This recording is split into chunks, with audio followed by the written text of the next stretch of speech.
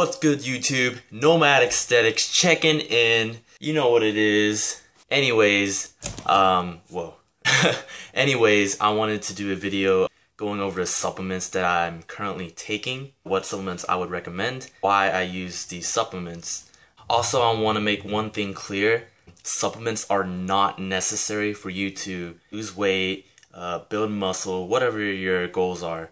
What's necessary is having a right diet and also making sure that you're putting all of your effort into getting stronger in the gym. If you guys are beginners, I would recommend not really worrying about supplements. Focus on your diet first, focus on your training, and then as you get more advanced, then you start using supplements to help further your training so you can get over your plateaus. Anyways, let's get started. Alright, first of all, I want to start off with whey protein.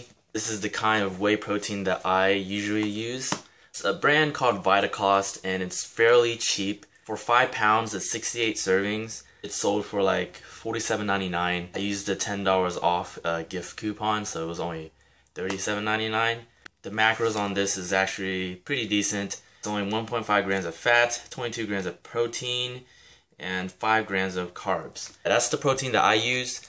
You guys can use whatever protein that you guys want. Protein is just protein. I use it to supplement, just to make sure that I hit my protein macronutrient goals. It's not necessary, but it does help to have around. Whey protein is probably the cheapest source of protein. Next up, I got glucosamine chondroitin. I take this for joint health. Taking this just to help strengthen my wrist. I have a bad wrist problem on my right hand. You don't want stuff like that limiting your gains, you know. My mom also takes this, so it's nice to have around.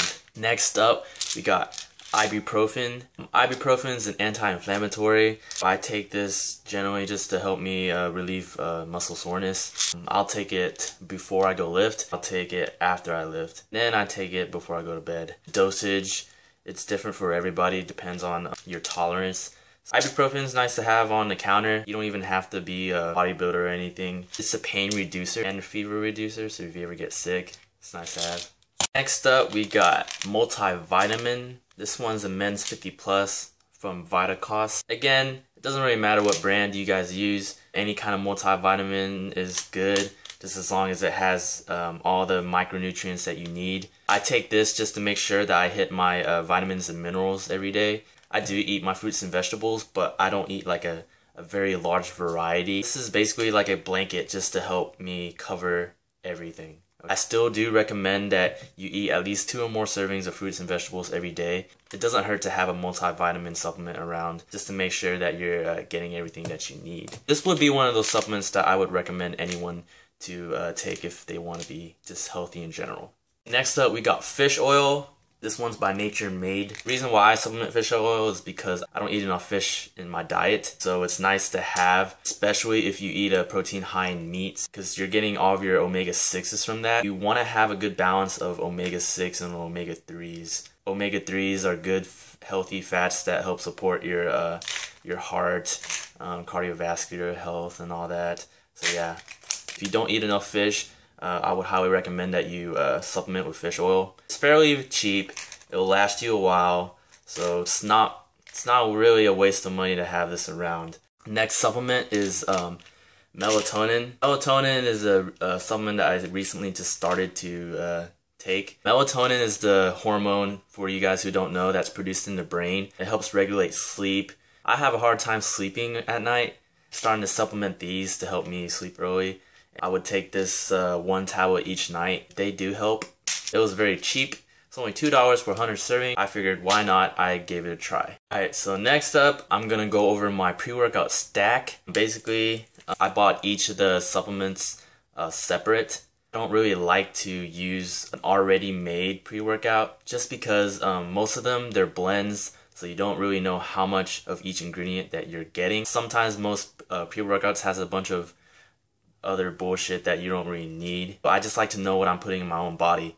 So first of all, caffeine. If you need that extra energy, having caffeine is definitely a must for a pre-workout. 200 milligrams of caffeine per serving. This is 240 servings, so this is going to last me quite a long time.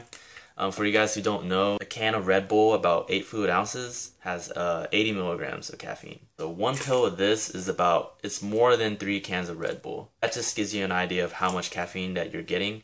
Most pre-workouts should have at least over 200 milligrams of caffeine. That's why you get that energy boost. Next up, we got beta-alanine. This one's by ProLabs. Beta-alanine is basically that ingredient in most pre-workouts that gives you that tingling sensation. That tingling sensation is completely harmless. It's not really anything. Honestly, beta-alanine, when you supplement it, you don't have to take it pre-workout. You can take it whenever you want. Since it's one of those chronic things, your body has to take time for you to actually start noticing a difference. The reason why I take it pre-workout is because I like to have that feeling where I know that my pre-workout's kicking in. There's a lot of studies that supports that it helps improve endurance, recovery, and stamina. I would recommend this for anyone that wanting to make their own pre-workout stack. Next, we got Citrine Mallet. I've noticed a lot of pre-workouts don't have enough of Citrine Mallet. Some pre-workouts don't even have Citrine Mallet. There's a lot of studies backing up Citrine Mallet that helps basically reduce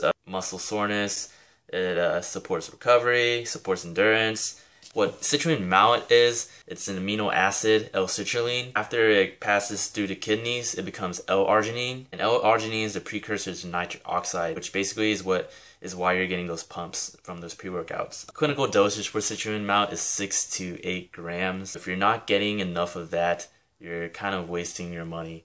I would recommend buying citrine mallet on the side. Say you have your own favorite pre-workout like C4 or Craze. It's nice to supplement this along with it to make sure you're getting your clinical dosage of citrine mallet, because you don't want to be so short on what you actually need, right? Next up, we got L-tyrosine. L-tyrosine is that amino acid that helps support cognitive function. Most pre-workouts should have L-tyrosine.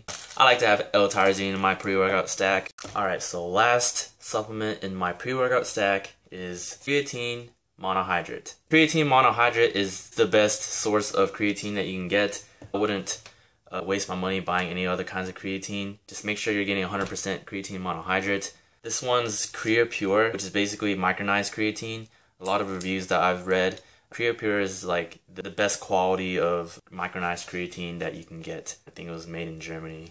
Doesn't matter what brand of creatine you get your hands on creatine monohydrate, one that has a good amount of servings for a good price. I got this for about $12. It's 100 servings. That should last me about over 3 to 4 months. I take 5 grams a day.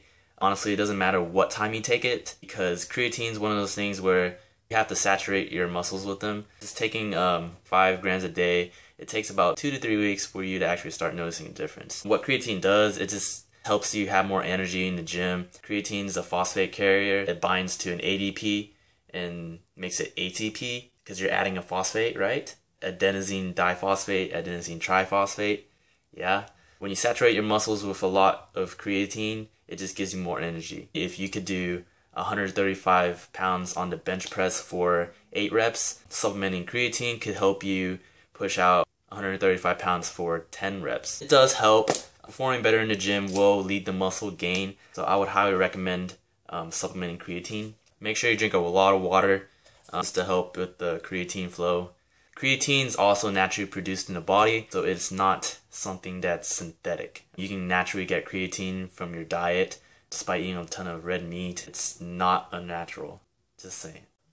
Alright, so that is everything that I have for supplements. I want to note that most of these supplements I just started recently taking. I recently made an order about last week. These came in about 2 days ago. Up until now, the supplements that I've been taking for the past 3 years of just working out was just whey protein and creatine and fish oil and a multivitamin. That's it. Those 4 things. Those are only 4 things that I would recommend. I also took glucosamine chondroitins because my mom has it around, so I started taking that to help benefit my joint health. But yeah, other than that, everything else is fairly new. This pre-workout stack, I just recently started trying it because I never really used the pre-workout back then. I made all of my gains until now without needing them. I figured it'd be nice just to have something that would help give me that boost. I've been working out for a long time and getting to the point where breaking plateaus is getting difficult. I just need something that can help boost me above my goals, you know? That's the only reason why I'm taking this much supplements now. I'm not recommending that you guys have to. If you have the right diet, if you're working out correctly, you should be making gains no matter what. Supplements are only there to help you. If you can't afford supplements, don't worry about it. You don't need it. Anyways, guys, thanks for watching. Hope you guys learned something. If you guys are wanting to supplement, hopefully this gives you an idea of what to get. If you guys are still curious about what each of these supplements do, I would recommend going onto examine.com. Just type in the name of the supplement and it will give you a full description of what it does. It will give you studies that show what it does. Do your research and just find out what supplements that could help you. And yeah, stay healthy, guys. Peace.